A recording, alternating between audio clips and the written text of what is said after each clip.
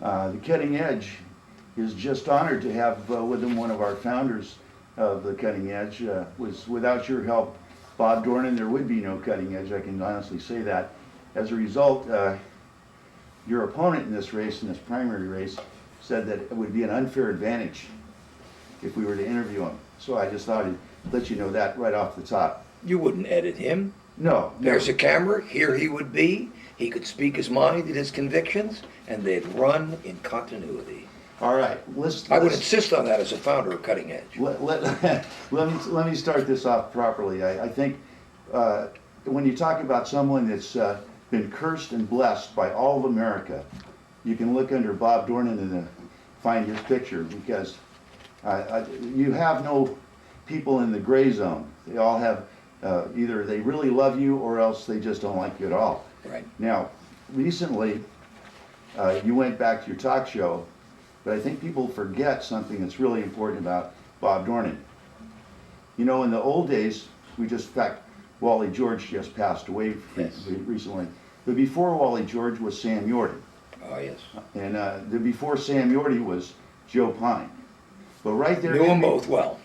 But right there in between was Bob Dornan, right in the mix of all of this so-called shock and awe television and radio. And at that point in time, I mean, there was no Bill O'Reilly, there was no Hannity and Combs, there was no Chris Matthews. That's right. There was just Bob Dornan. So you served 18 years, for the Congress of this United States. And then you retired in '98 after all the ta-da in the Congress, and you went out with, like we'd always expect you to go out, with a little controversy attached. Swinging, going down, that's fighting. Exactly right. Well, here it's been, since '98, and all of a sudden you're back in town. So tell me the story of all of the congressional districts and all the Republicans that are up for running. Right. Why did you choose Huntington Beach and the Palos Verdes area and this particular district? Okay, little prologue on some biography history. Joe Pine, fighting Marine from World War II, left his leg in the Pacific. Joe Pine had me on his show once. How will I ever forget the day that changed my life? Halloween, 1964, I debated the head of the Nazi Party. Lincoln, what's his name? George Lincoln Rockwell, ex-naval officer, but he disgraced his white Navy uniform. And I went in what Joe Pine called the dock. And I said, I see you're wearing a diamond swastika. And he had a stick pin, ugly looking thing, about diamonds. And I said, now tell me about General Lahausen and Admiral Canaris and what they exposed about the evil of the Hitler gang. He got all excited and said, well, where did you get that? What do you know about that? You're too young to know about that. And I said, oh, I'm touching the wrong buttons, right? Because you are a member by extension of that evil Hitler gang. He went ballistic. When the show was over, Joe Pine says, hey, kid, where did you come from? I was 30 looking 20. And his producer, Bill Gates, says, you want a talk show? I'm not kidding. That simple. You want a talk show? And he gave me a talk show at KTTV. And I would have been the youngest talk show host in America, I guess, on TV. And the Air Force activated me, put me back in your captain's uniform, sent me in my rescue seaplane down to Santo Domingo. It was the Santo Domingo crisis. And I was stuck down there for 3 months. And Louis Lomax got my show, Lord rest his soul. But he brought me on as his co-host. And that kind of led to a broadcasting career.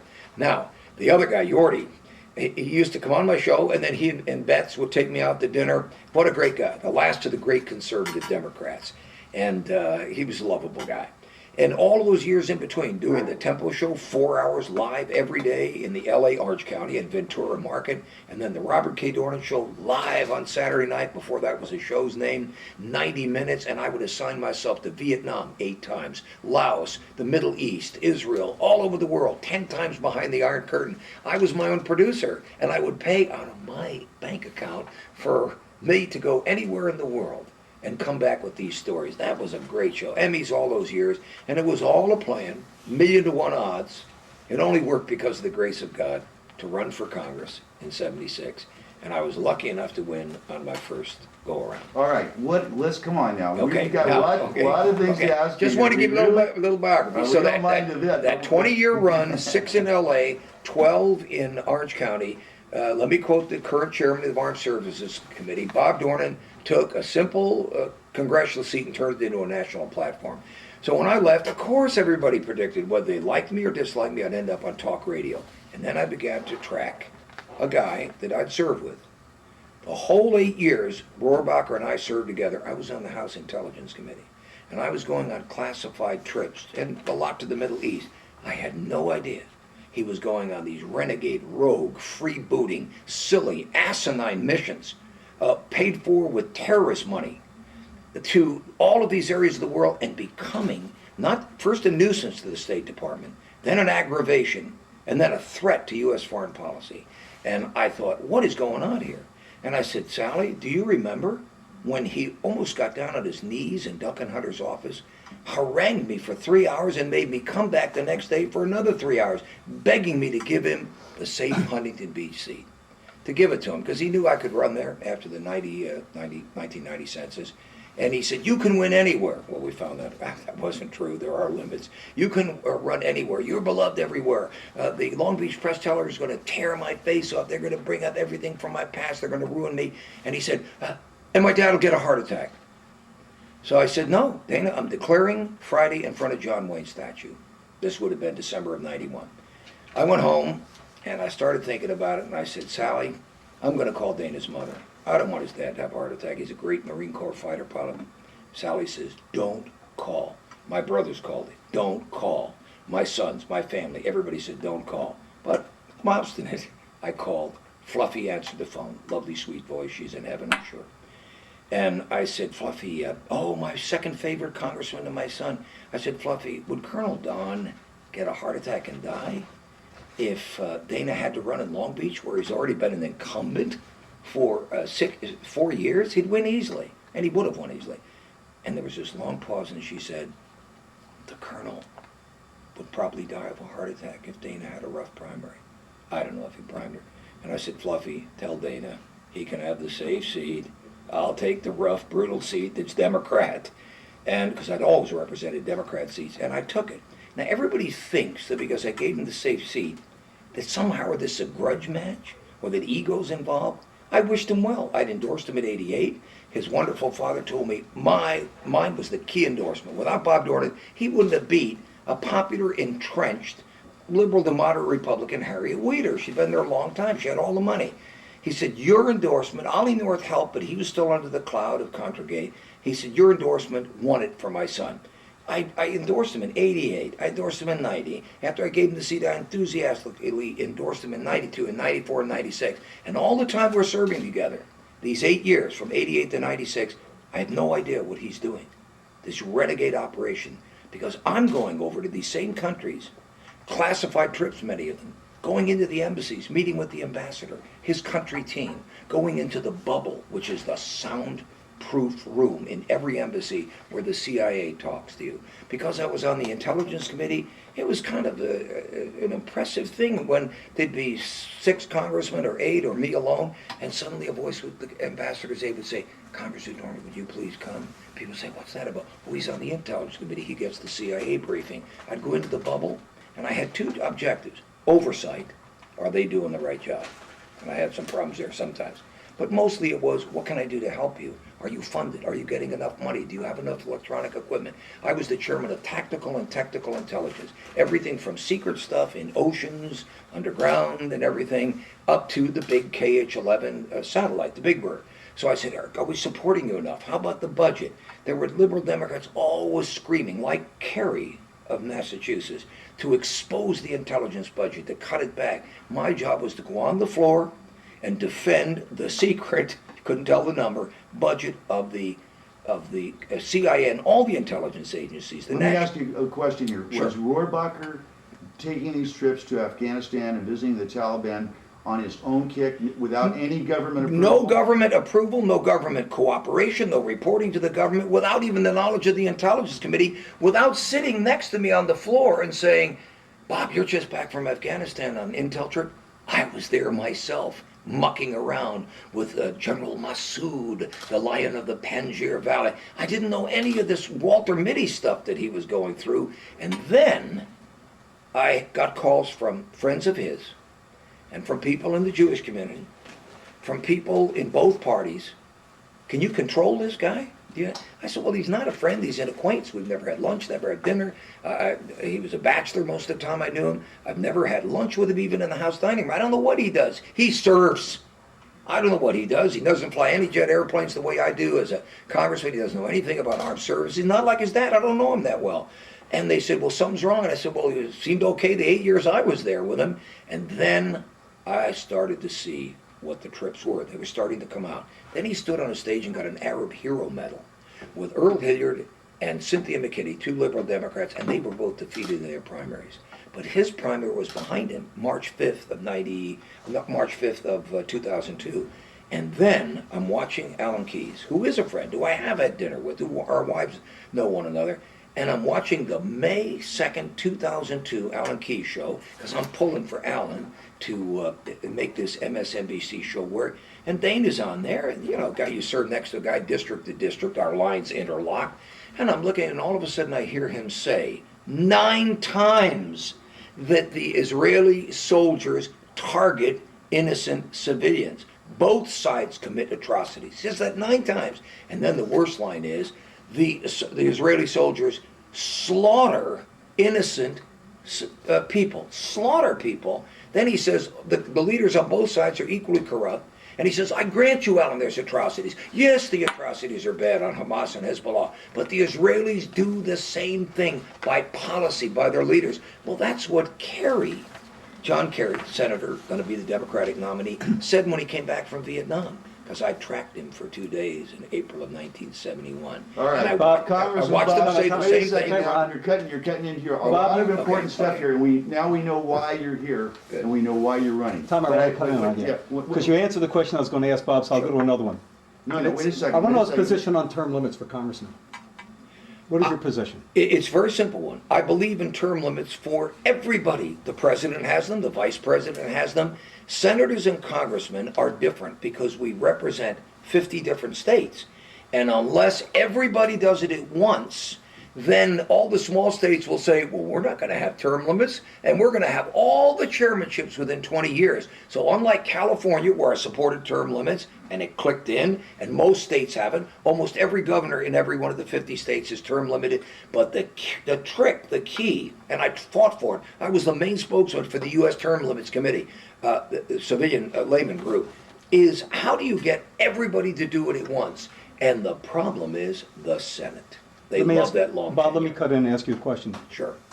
On the contract with America, you co-authored was term limit legislation limiting House members to 3 terms. Right. As a candidate for the House and having already served 9 times, quite well, I would say, in that body, how can you explain the decision to run again? Well, first of all, Dana's been there 16 years, and now he has become, let me quote General Lee, to his best cavalry commander, Jeb Stuart, sir, you have become an impediment to me and this army, what you're trying to do. Dana Rohrabacher is an impediment to freedom, to his country, to the military. He's wallowing in terrorist money, and that trumps anything of what I believe in to limit tenure. This is a one-issue campaign. I would probably stay 4 years max, probably 2, give some younger woman or man a chance, but he's an impediment. He must be taken out of office. All right, let's do a lightning round here on some Okay. issues, and we'll expect that same kind of cogent response and quickly done.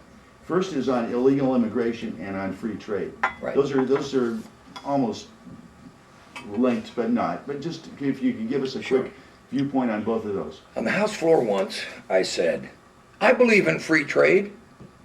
Took a pause for dramatic effect and didn't realize that I was coining an expression that to me is the whole issue, with free nations. Free trade with free nations. You cannot have free trade with people where there is no freedom. China takes and executes people for offenses that would be petty in this country and harvests their organs. They have child labor, political prison labor, religious prisoner labor, women labor, and then they give the women laborers forced abortions so they can get them back on the millstone. You cannot have free trade with countries that don't care about OSHA standards, that have no labor union bargaining rights. It's a disaster, and look what it's done to our jobs. Here, I memorized the other day the figures. The average wage in this country just over $5 a sawbuck, and a lot of people wanting to raise it, is undercut by Mexico's somewhere between $1.50 and $1.80. Let's say $1.87, I saw that figure too. In China, it's 57 cents. And you know what they're saying in Mexico City right now in their government? All our jobs are going to China. They're quoting Ross Perot. That giant sucking sound you hear is all the jobs going from the maquiladoras along the whole Rio Grande border. They're all going to China with no safety standards. It's just free trade with free people. Now the other one, refresh my memory. Illegal immigration. Illegal immigration. If you don't control the borders, everything else is inane. For example, remember there was a big scandal in Santa Ana when some INS people went around and picked up people at some of the job sites. And they took them south and treated them very well, put them over the border. They were all back within a day, 2 days, 3 days. The odds are, depending on the border control experts that I talked to, that out of every 10 attempts to cross the border, a young man particularly, is fast on his feet, he'll be successful 9 out of 10. When they catch him the 10th time, I went down there and watched this. I rode in a helicopter several times all night long. I remember a border guard saying, "Why are you so good with the spotlight?" And I go, "I was raised in Southern California with twin spots on my Fords. So I'm using the spotlight looking at these people running, hiding, big game to them. The ones they capture, I go into the border control spot and I go, hey, that's my grade school lunch. Ritz crackers and Campbell's tomato soup." And they know the border guards, know them by first name. They said, "They'll be back tomorrow night." So if you get caught on the 10th trip, then you got 10 more trips to try where you're going to succeed 9 out of 10. So now let's take Dana's inane, harebrained idea to take all the doctors and nurses in America and the paramedics and turn them into semi-quasi cops. Going to turn them into quasi border guards. They're supposed to be sewing up a little boy's cut on his arm, or trying to find out if he has swelling and bleeding under his head from a schoolyard fall, or a car accident. They're setting a man's shoulder or his leg and stitching him up, and they're on the phone. "Hey, you can bust this guy as soon as I'm through sewing up his broken wounds." SARS, other communicable disease, Fijian, Chinese flu, whatever. They're going to be turning in people. He doesn't have a single sponsor, will never get one. Dana can single-handedly destroy... So how do you stop illegal immigration? All right, let me finish it. Destroy the Latino outreach. The only way to stop them is at the borders as an opener. If you don't, and I don't want to seal them off the way some presidential candidates in my party said, for a year, 5 years till we catch our breath. But we do need something that my Air Force and Navy does. When you have too many jet crashes, a rash of them in a month, 4 or 5, they'll stand down for a week, always a day, or a week, or sometimes 30 days in one rash of Navy carrier crash. They said, take a deep breath, let's look at all our flying safety standards and look at what's happening. So maybe a short, total sealing of every immigration point across the border. Some people depend on a likelihood, so I don't think it could be more than a week or two. And then you say, what do we need to control this border? Is Bill O'Reilly correct on Fox News? We need the military backup. My wife Sally's been begging for that for 20 years. We certainly should have added more than 700 border guards since the horror of 9/11 when 3,016 Americans were mass murdered. We've got to seal for a small number of days and then control the border and double, quadruple the border agents, and without violating a posse comitatus, get the military to back up the border guards and give without arrest authority. Just back them up in numbers, because Ronald Reagan said it best. If a nation doesn't have secure borders, it's not a nation. Now, doesn't that make sense? What defines a nation? I argue with a lot of clergymen a lot of times saying, oh, God, we're all one family, God doesn't have borders. And I'd say, with all due respect, Rabbi, Minister, Father, you didn't serve in the military to wear, I know when a guy's been a chaplain, you didn't wear the military to defend the borders of this country, to secure our borders. And now with terror, I am shocked that the president, whom I basically support, came up with this plan to please Vincenti Fox that is going to be interpreted as amnesty by any other name. Shakespeare comes to mind. You can call a rose anything you want, but it's still a rose. You can call amnesty anything you want, but it's still amnesty. What would you say to the naysayers that say that those jobs that the immigrants are taking will only be taken by immigrants, that there would be no Americans available to take those jobs? What would you say to them? Well, now let's see. I was the garbage boy at Hughes Aircraft. I was a warehouse boy at an air conditioning company. I drove a yellow cab. I took all sorts of jobs that young men today in college say they won't touch. A busboy. I did everything. I drove a beer 102 truck. When you say to young people in college, well, you're going to have to earn some money yourself, and here are the jobs that are available, believe me, they'll take those entry-level jobs, what I call the alarm clock job, where you set an alarm clock in the morning and get up and begin your work habits and work experience. And boy, is this an insult to American blacks. We are letting millions and millions of people come in, not just from Central America and Mexico, but all over the world, including some well-trained people from India, taking up all these jobs and telling the biggest ethnic group that was next up to bat to hit home runs, sorry, you're not going to be like Irish Americans, German Americans, Jewish Americans, Polish Americans. There are no jobs for you. So stay on the dole your whole life. All the jobs that you should be taking, we're going to give you a good excuse. You don't have to take it because you're an American. You know where they do that? Saudi Arabia. All the jobs that are tough, entry level, they go to Palestinians, they go to Sri Lankans, they go to Malaysians, they go to people all over the world, not the Saudi princes. Right, but one of the key issues that they're bringing up now, because they're desperate about this issue, is the fact that they say if we don't continue to bring immigrants into this country at a very rapid rate, that our economy will fall and get not and because we won't be able to have any growth. That's absolute rubbish, and I violated one of my own rules. I never discuss immigration till I start with this statement, which I think is powerful. And it's not because I think it's powerful, it's because it is darn powerful, because it's the truth. There were 192 nations in the world. 193 if you count the Vatican. But 192 were in the UN, Vatican's observer. And of those 192 nations, Taiwan was kicked out. So you've got the US and 190 others, 191, voting UN General Assembly. If you draw a column your list of all the 190 and all the immigrants that they take in any given year for the last 50 years, all the 190 together, they don't total up to one wonderful, fantastic country called the old USA. We take in more than everybody else in the world. I'm not for keeping it frozen. I'm not in these 1920s racist quota systems that the Republican Party had, and a lot of Democrats too. I'm for enlarging that if we want. But when you state that and make people understand that, I've been on shows with top talk show hosts as a guest of theirs, and they go, I didn't know that we take in more than everybody else in the whole world combined.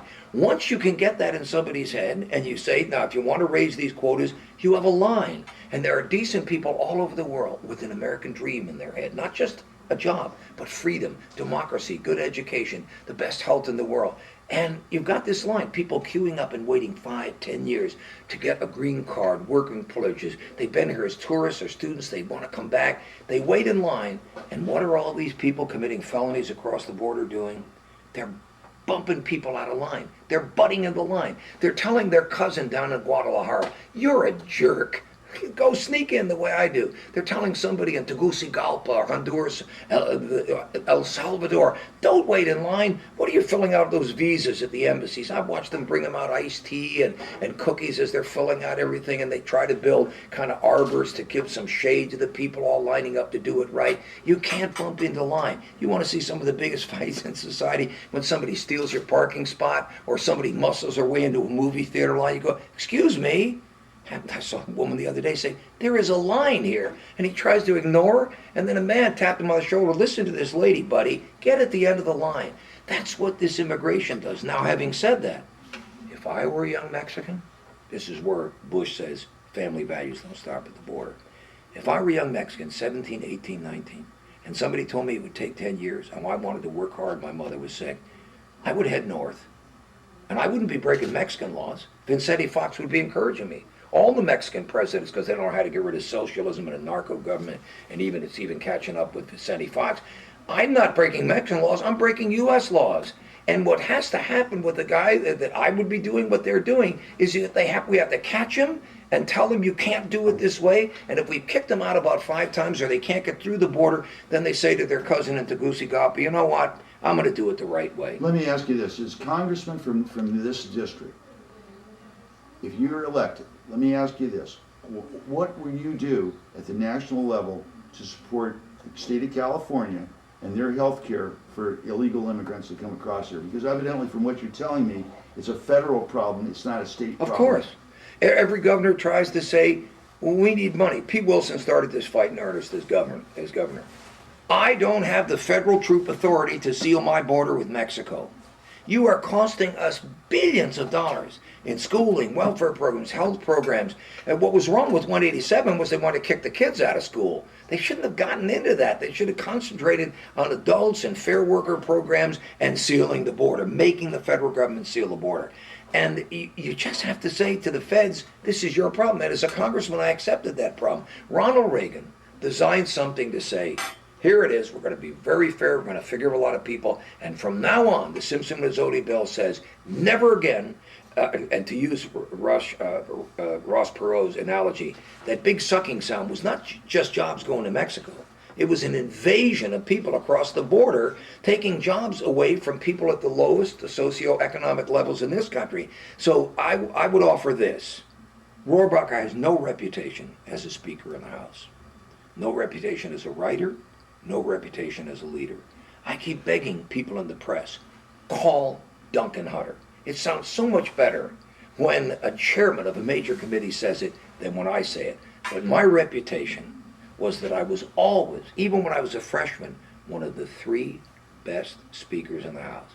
It was Henry Hyde, Jim Wright, and Bob Dornan. When Jim Wright left, it was Henry Hyde, Bob Dornan, and I'm going to look conceited by not coming up with the third name. Bob, so I will use the power of these lungs to advance Congressman truth. Bob, I got to tell you something. You know, you had a lot of extra practice. You had a lot of special order issues that were way ahead of the curve, way back when. On immigration, too. Oh, yeah, you had it on abortion. You had it on partial birth abortion. I had it on Clinton. You had it on Clinton. I mean, you were way ahead of the line on all of these things, and you had a lot of practice in special orders on your own time. No, there was no big waving flag there for you because it was all on your own time. You had nothing to gain from it. Sally getting the meatloaf cold for me. That's right. John, let me jump in and ask a question here. I want to stay on this issue of immigration. We spend about $3.4 billion every year providing services for 1.5 million illegal immigrants.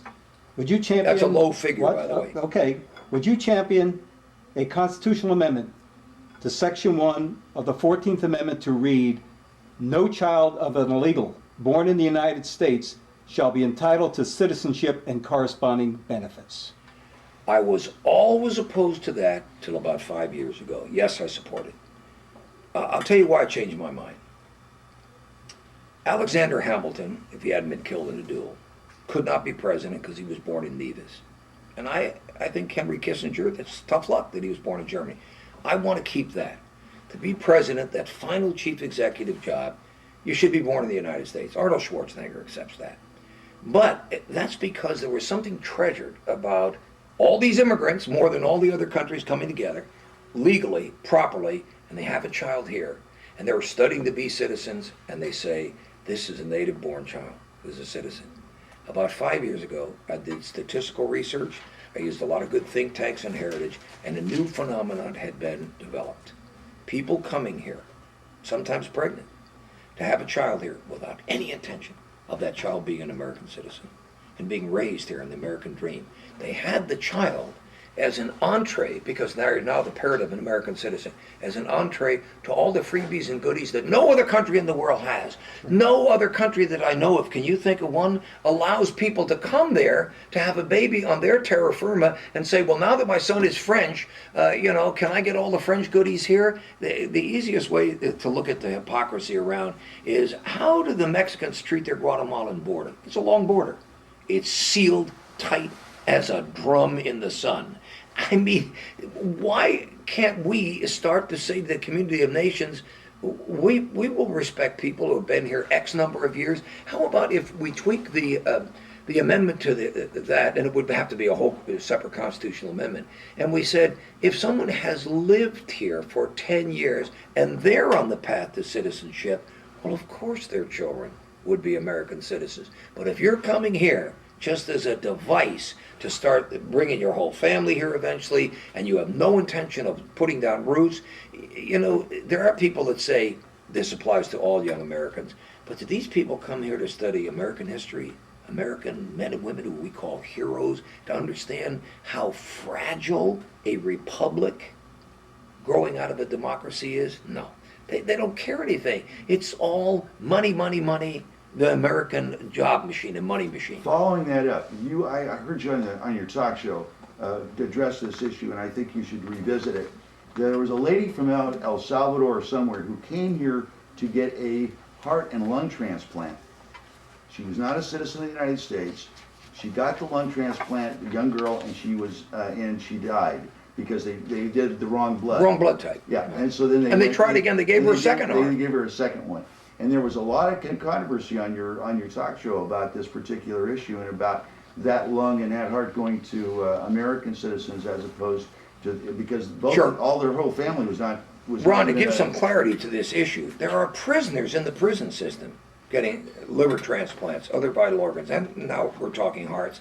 And they're in there on felonies, say, well, they're a ward of the state, you can't let them die. But there are waiting lists for all of these priceless organs around the country. And you have to be reasonable. Now, I love it when I see an American transport bringing some little child from the third world somewhere who has a very badly cleft palate, or has this condition where you have to actually take the face, pull it up, slice the skull down the middle, take a piece out and bring the eyes closer together. I love this French group, Doctors Without Borders, Frontiers is the way they say borders, Medicine Without Sin Frontier. I love bringing people from the third world countries to the rich countries and do a surgery. But when you get into transplants of organs, just as we do in this country, age becomes a big factor. Well, why shouldn't citizenship be a factor? Or being a veteran? Why wouldn't somebody with a couple of Purple Hearts who shed his blood in France or in the Solomon Islands, why shouldn't he get on a list even if he's 45 or 50 or 60, opposed to someone who's not even an American? My heart always goes out to youth. This was a very young girl. But when that young girl, because of a hospital mistake, got a second heart, the parents then turn around with some trial lawyers, I guess friends of John Edwards, and want to sue and bankrupt the hospital. Well, it was all given with the best of heart and charity, and a mistake was made, a dreadful one on blood type. And you come up, they offered a huge settlement, hundreds of thousands of dollars. But some trial lawyer says, we can get millions out of them, and nobody involved is a citizen. Let me cut to the chase on this, where we're going with this. This may be an issue you may not agree with, but DNA testing, not only testing, but DNA research and stem cell research. A very big thing. It has a capacity to save a lot of lives or hurt a lot of lives.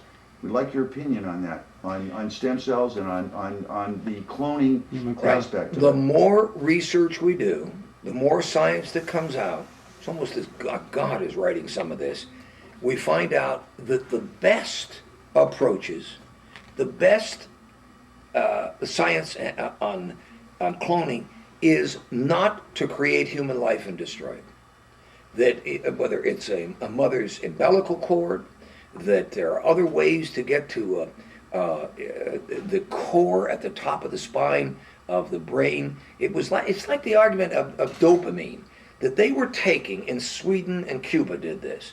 They were taking and tapping into a mother's womb as though it were a maple tree, and sucking the dopamine right out of the brain of the little baby in there, which I think has a soul, and putting it directly into the brain of some senior citizen in Sweden. And it sounded so Frankenstein and ghoulish. I'm thinking, wait a minute. How can we allow to save a senior citizen sucking important dopamine out of a little baby? And of course, it did not work. So in Cuba, it was awful fair because it's just, all of these things have to be thought through, and I thought George Bush did a very conscience-racked process, and I still think he came up with the wrong idea in the end. But this is something that's in the Republican platform. Well, one of the things that they are doing now, as you know, is they're taking, for example, a liver, part of your own liver, for people that have had cirrhosis of the liver or whatever, they're taking the good part and they're replicating it, which is a cloning process. And they actually can make a full liver of your own material and then put that in. Well, the liver is one of the few pieces in the body that if that grows by itself. We're talking about other things that could possibly be in the future. Yes. Look, we're on the edge of something wonderful here in medical science. All these things that are being developed without snuffing out human life. You know, there's a process that's caused a great argument against among religions. Parents who really want a child, this in vitro fertilization. The problem is, I learned the other day on my show with a guest, I said, how many fertilized embryos are frozen around this country? Hundreds of thousands? Oh, my dear Congressman or Bob or something, it's millions. It's not only unregulated, it's not even being reported on. Not only that, when you have these in vitro situations where 4 or 5 or others take, the baby, 1/3 of the babies are low birth weight or have birth defect problems. So if you know anybody that's doing this, you got to pray that they have healthy, safe babies. There are so many things in the scientific field that are beyond the ken, as the Scots say, of the average congressman or senator, who, I'm sorry to say this is why I sometimes function as not the, it's like Bill Dannemar when he's tried to stop pay raises, suddenly he had to trouble finding a lunch partner, me, and Duncan Hunter and a few other guys.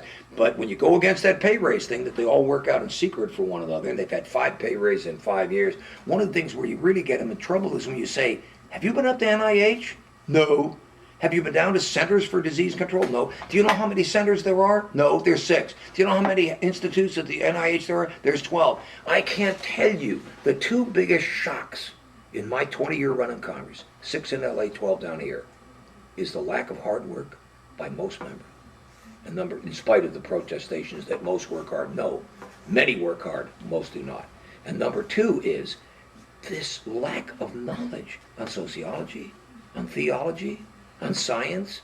It's just incredible. Well, let's talk about sociology here. What about this gay marriage issue that's going on right now? And I know that's not going to go away. So let's talk about gay marriage and what your opinion is. Another constitutional amendment is going to be required here. We're going to have a constitutional amendment, or we're going to have a hodgepodge of state laws on the building block of sociology.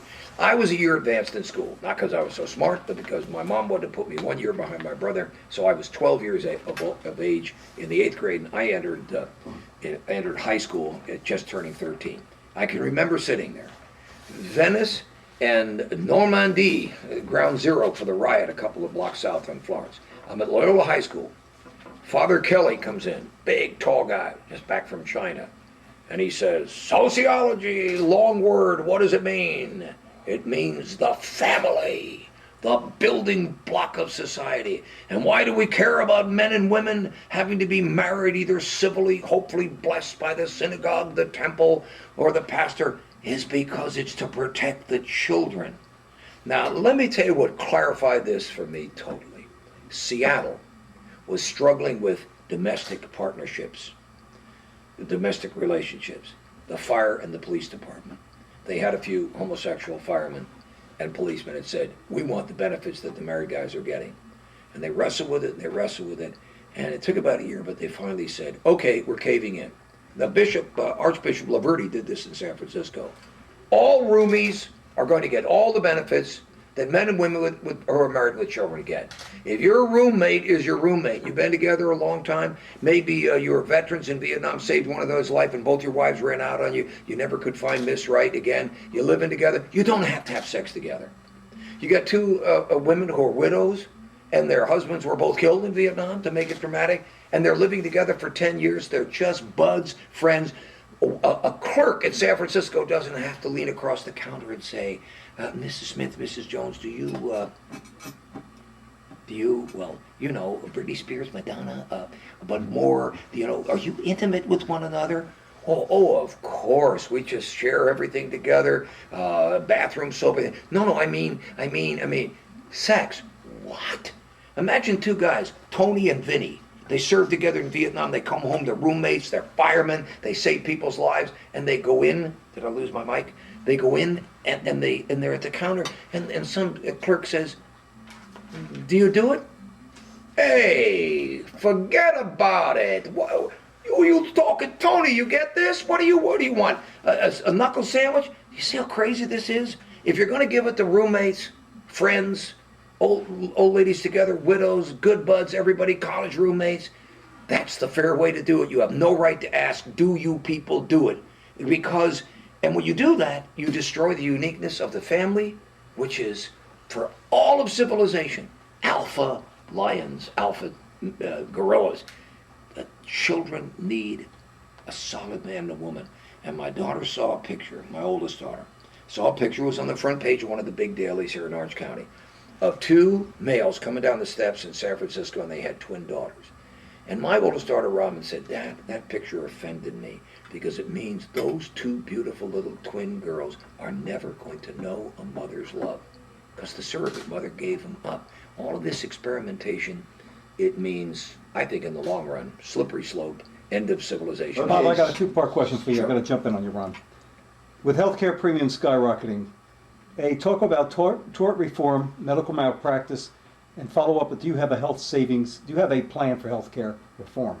Well, there are lawyers in the Congress, experts like, say, Chris Cox of the Newport area, that have been experts on tort reform, but it goes without saying, we all have doctors.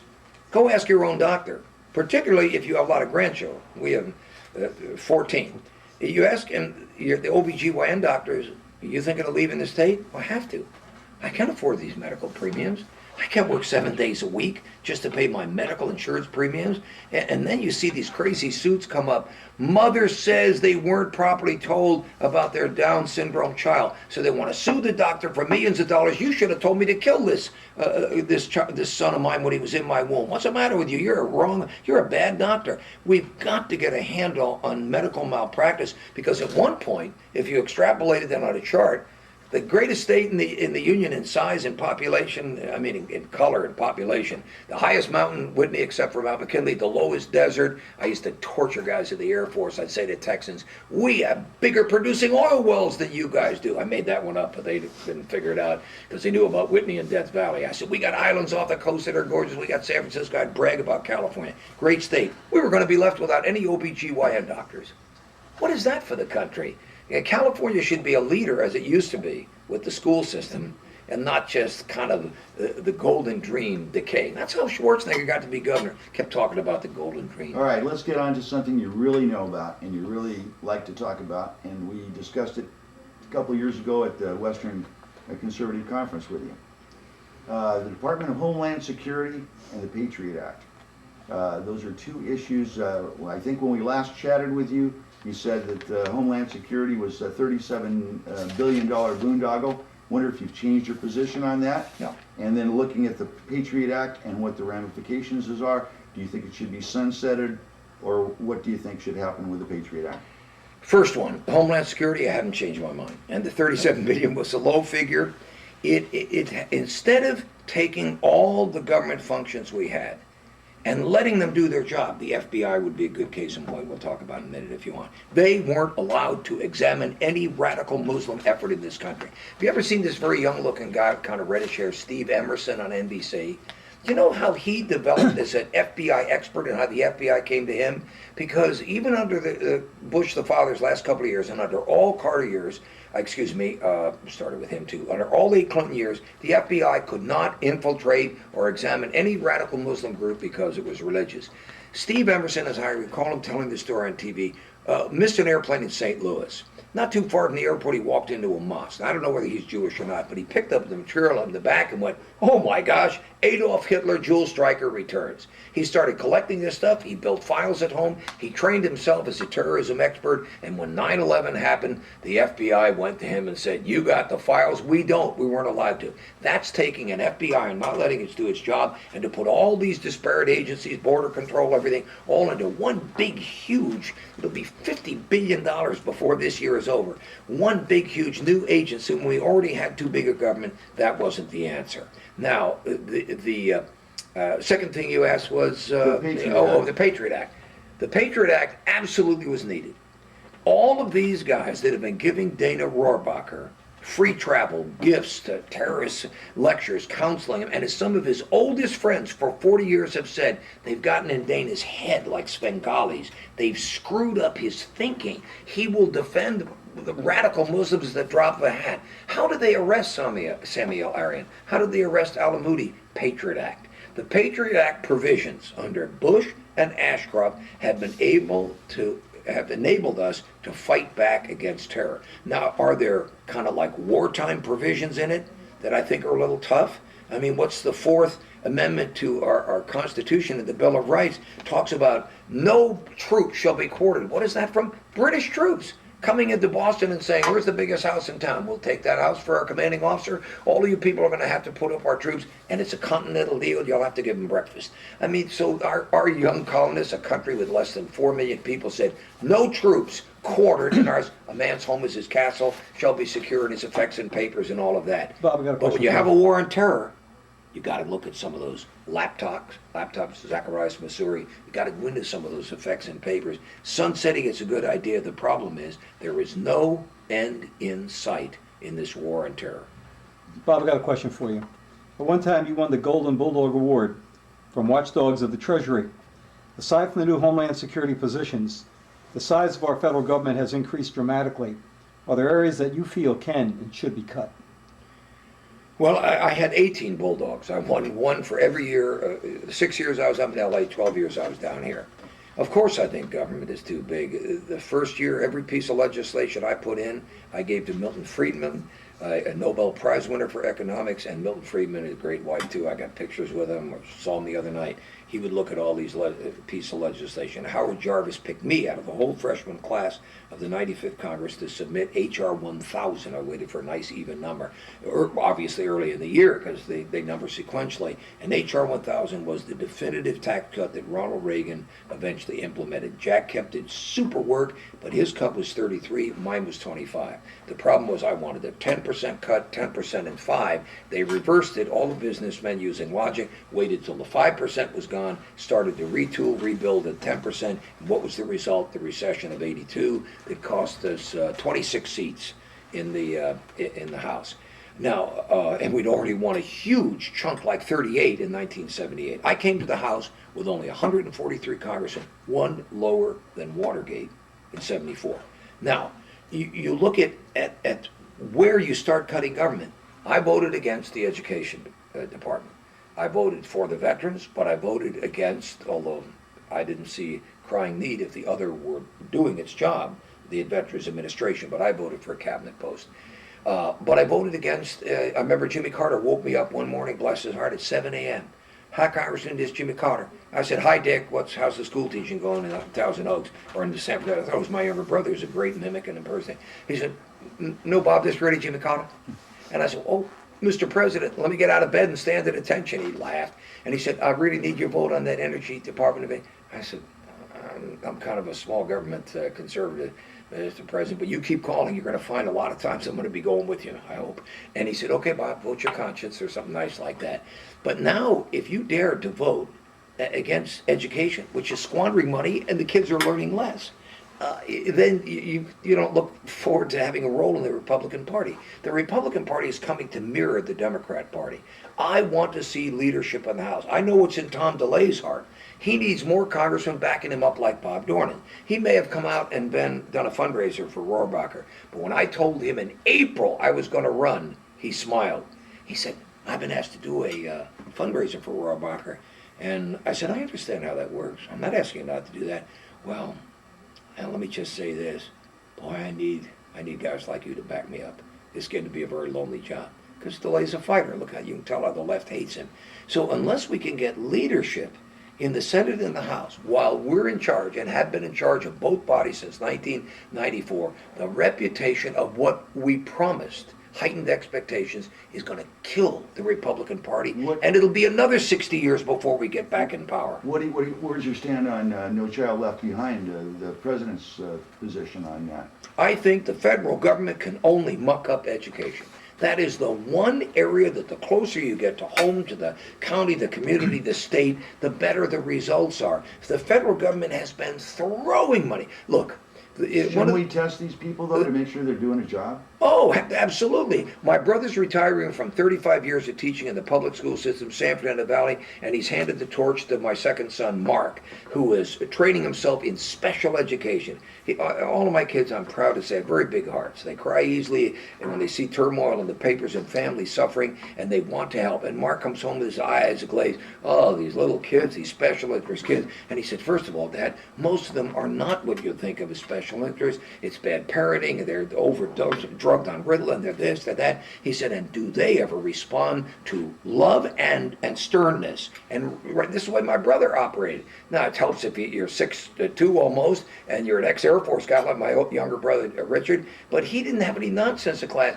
And when he told me, it's getting rough, boy, they just stare at you, and if they think you're going to pop them, if they use the F word on you, he said they stare you down, but the female teachers, they just get in their face with every obscenity. But Congressman Bob, we need accountability for these teachers Assessment. as well. Teachers My and son, students. Mark, said this is a common word for teachers now, to assess their ability. This is why I get such a riotous laugh out of Rohrabacher saying, don't assess me. I'm an entrenched incumbent. Nobody should run an assessment on me. I will not debate. I won't go in the same room with Dornan. And one of the editor of the Register asked my son, if you were Dana, would you go in the same room with Bob Dornan? And my son said, well, my dad's got 60 IQ points on him, but he's not a master. He's a public servant. He's obligated to go to in a room with my dad and see if my dad's going to be overbearing and too rough on him, and then he'll get the sympathy vote. But he should be trained by his bright staffers to go against my dad. If he were president,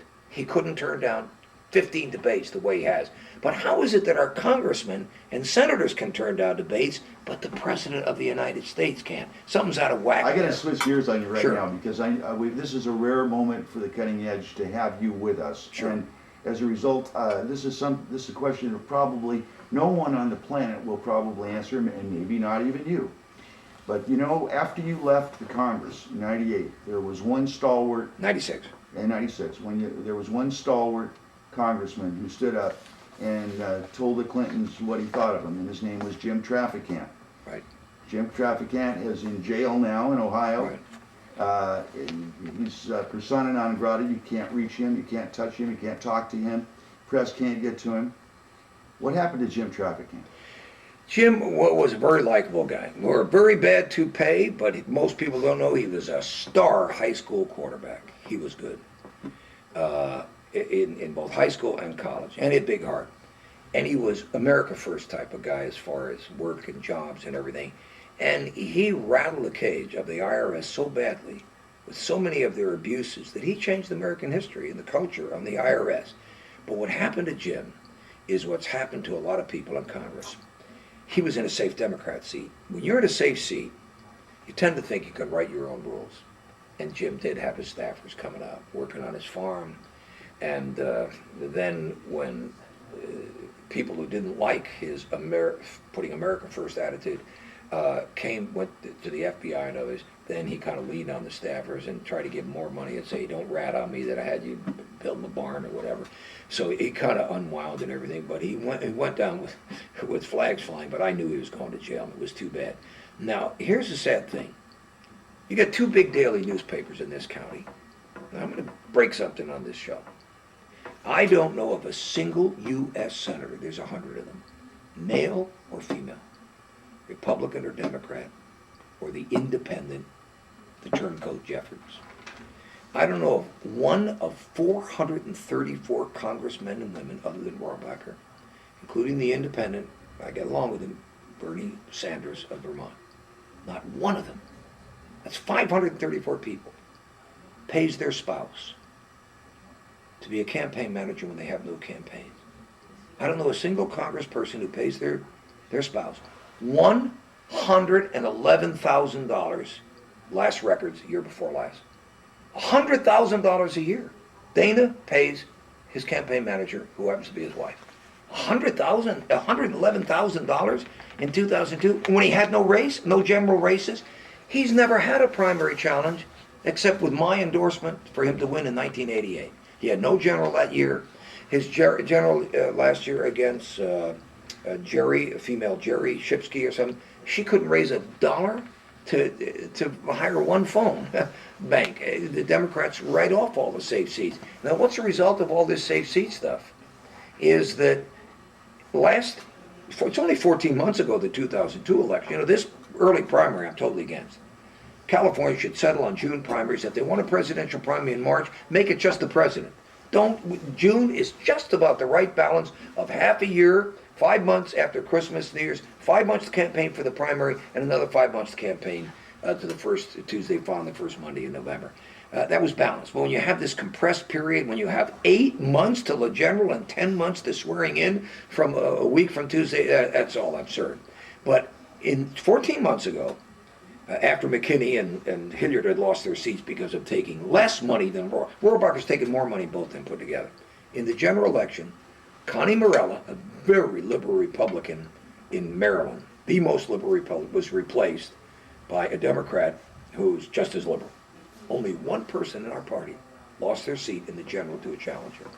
I'm sorry, I should have researched the name of the loser up in Minnesota, I think it was, to an Air Force officer who carried the nuclear codes for a couple of presidents. He was a very charismatic guy. One Democrat goes down and one Republican out of 435 seats. These are all super safe seats, or they're all, well, they're all super safe seats. Dana has a super duper safe seat. So they get this arrogant attitude that they're not a servant of the people. They're a serfer who can do what they want.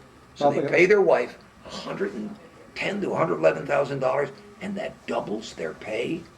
It's outrageous. It's unheard of. And the newspapers won't print it.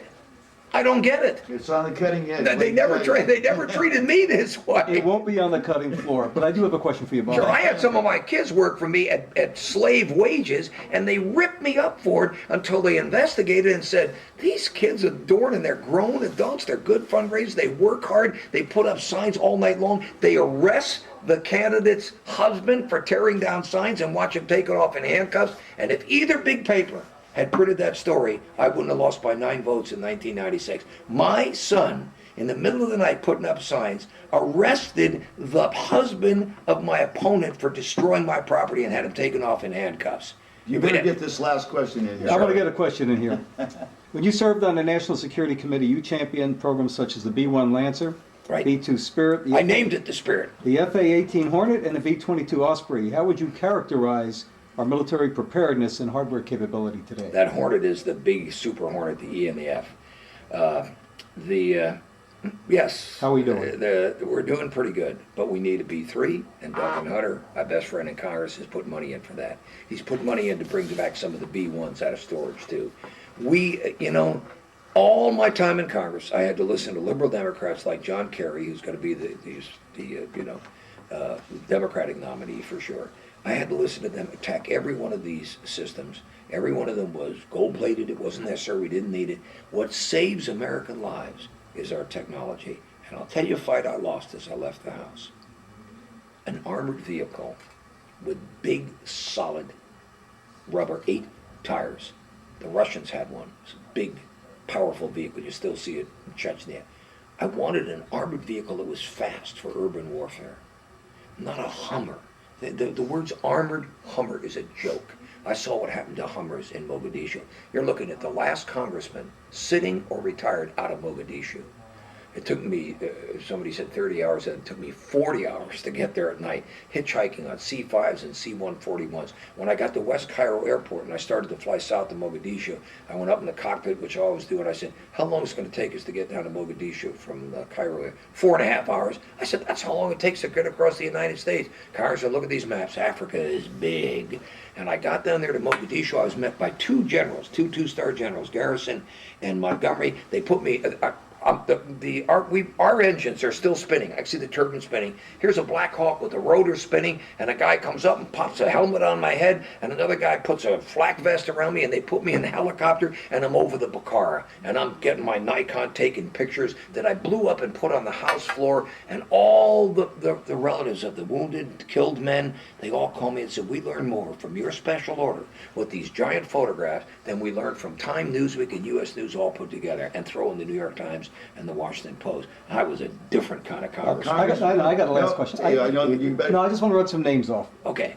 Dave Herlicka, Randy Shugart, Bernie Conklin, David Allison, Wayne Fulham, Master Sergeant Gary Gordon. Let us not forget those who paid the ultimate price for our freedom. Have you maintained contact with any of their family members? Well, you just gave me goosebumps because the first 5 names you mentioned were friends of mine. I know. I flew supersonic fighters with them. I was at the bar at a great Air Force base, Eglin, and I recognized this movie star handsome face, Wayne Fulham. And I went up to him and I said, Wayne, Bob Dornan, you still flying fighters? No, I'm out of the Air Force in the Reserve. I'm down here going through seaplane school. You flying 105s here in the 33rd Wing? And he says, yes, I am.